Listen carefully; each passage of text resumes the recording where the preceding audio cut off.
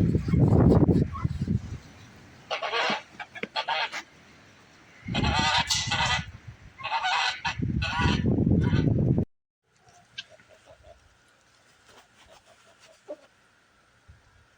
folks, welcome back.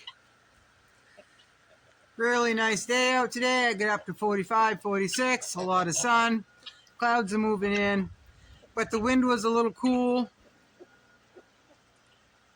Still spring, right? So at least it's not snow and it's not 50 below, so I'll take every bit of what today brought.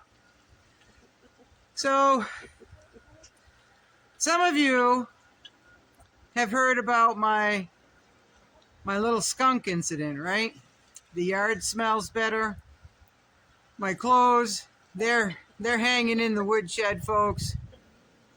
And I'll probably end up burning those clothes, right? But the yard smells better, so that's all right. It's all good. So, folks, somebody asked me to do a video on if things got really bad, staying where you are, staying in place, hunkering down where you live, right? Now, the last video I spoke of this couple who was, if times got bad, they're just gonna go to the hills and without any experience, without any knowledge, and they're going to live like Rambo or the Wilderness Family or whatever, right? I'd call that a dream. I'd call that a fantasy. I'd call that a little bit dramatic, right? I'd say they're panicked a little bit, or it made for a video that people would watch, right? So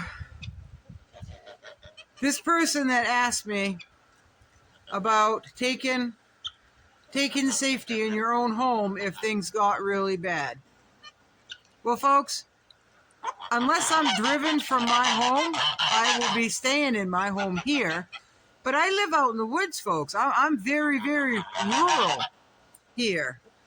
Now, if I lived in a small city and I had lived there for a while and I knew the neighbors, I knew of the neighbors, I knew the neighbors' patterns, I would probably know if they were Karens or troublemakers or instigators or whatever. You would have a sense of your neighbors, right? Now, the neighbors that you have no sense about, they keep to themselves. They don't socialize much. They don't have a lot of people over. They're the quiet neighbor who they might wave to you or speak to you or good morning. But other than that, they kind of keep to themselves, right? It's pretty hard to gauge those type of neighbors because, all through history, these serial killers, folks, the people that knew them would say, well, they were always the quiet type, right? Who would ever believe that they were capable of being a mass murderer, right? The quiet type.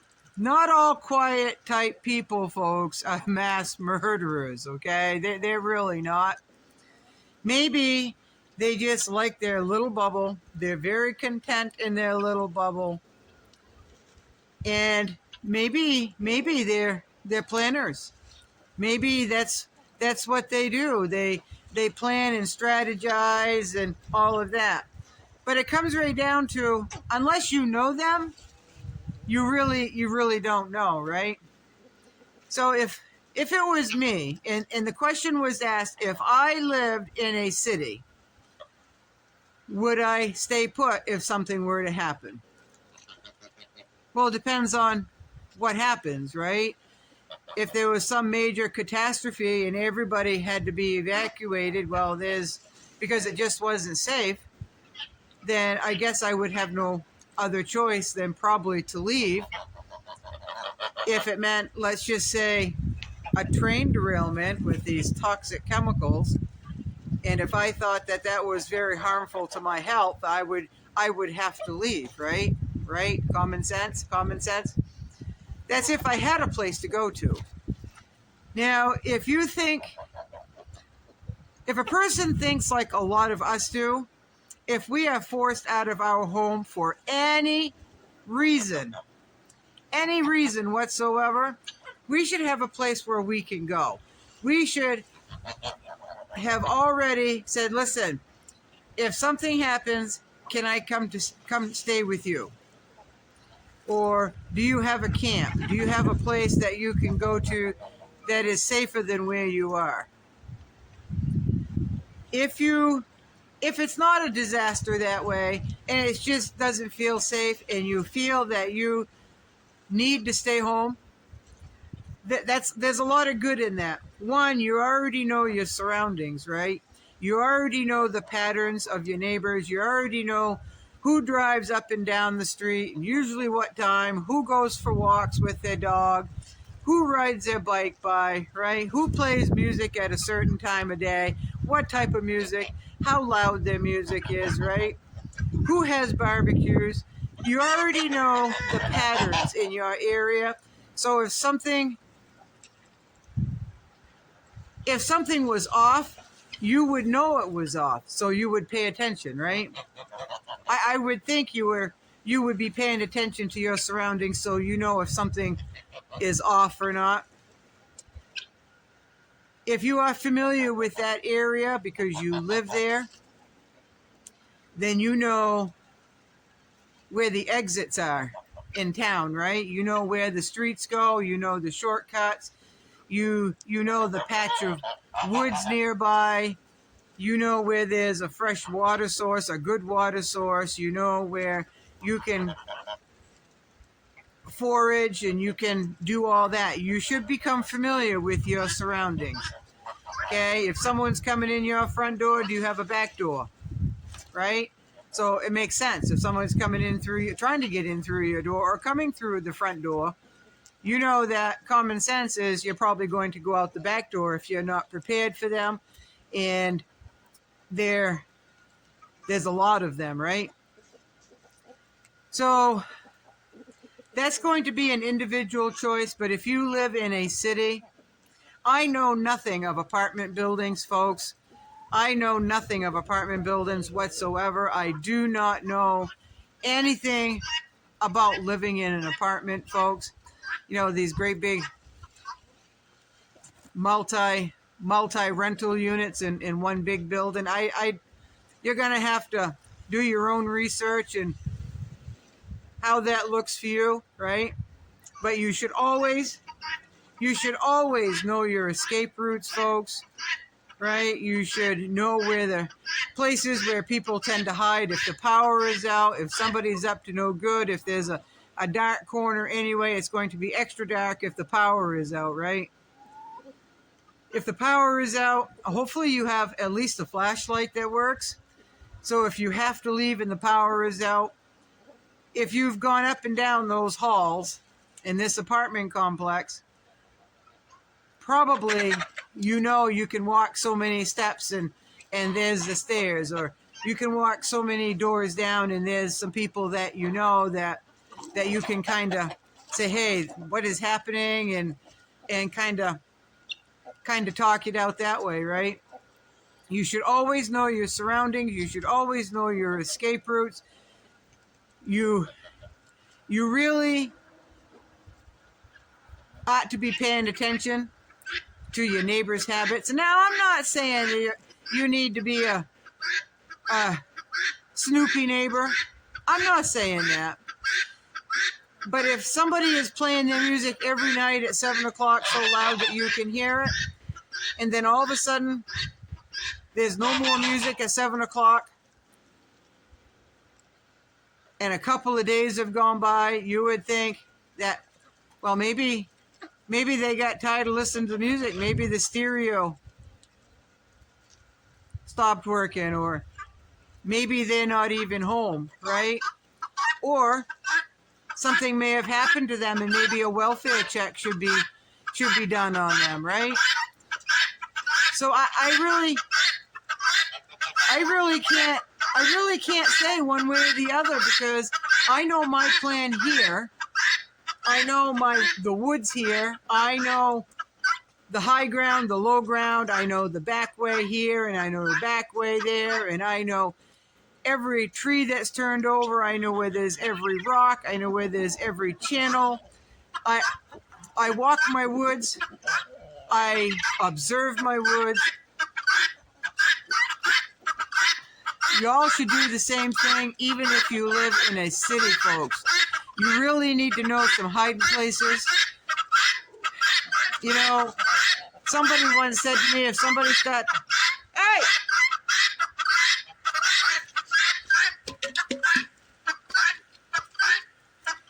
If somebody started coming in through my door, or a bunch of people started coming in through my door, well, they'd be met with lead. Well, that's your option, right? But what if it's a really scared family that's just trying to get into your place because they know you are maybe reliable and might be able to help them if something were to happen. Maybe somebody broke into their place and they had to run out of their place, and they're just going to you for help, right?